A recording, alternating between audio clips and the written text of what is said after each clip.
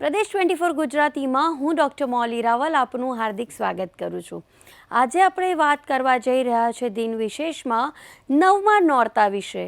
નવમું નોરતું એ માં સિદ્ધિદાત્રીને સમર્પિત છે।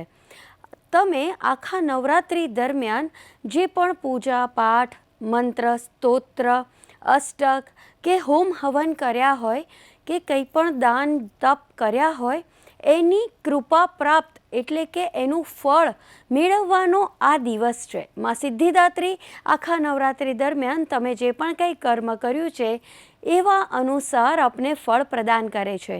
માં સિદ્ધિદાત્રી દેવી એ દુર્ગાનું નવમું રૂપ છે જે ભક્તોને સુખ અને સમૃદ્ધિ આપે છે, એના જીવનમાં રહેલા કષ્ટ કલેશનો નાશ કરે છે અને સાથે એને અષ્ટસિદ્ધિ પ્રદાન કરે છે।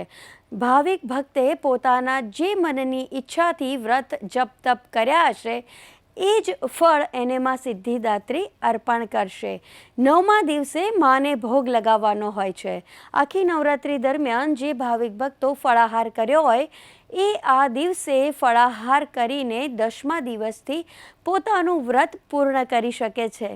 નવરાત્રિમાં માતાને ખીરનો પ્રસાદ ધરાવો એમને ખૂબ પ્રિય છે।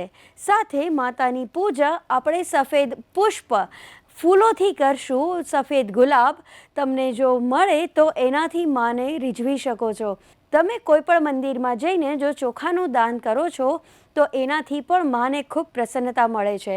નિર્ધનોની તમે સેવા કરો, આનાથી માને ખૂબ જ રાજીપો થાય છે, કારણ કે જીવ દયા એ દરેક દેવીનો એકમાત્ર ઉદ્દેશ છે। જીવ કલ્યાણ કરવું એ માનો ઉદ્દેશ છે। તો આ હિસાબે ગાયની સેવા કરો।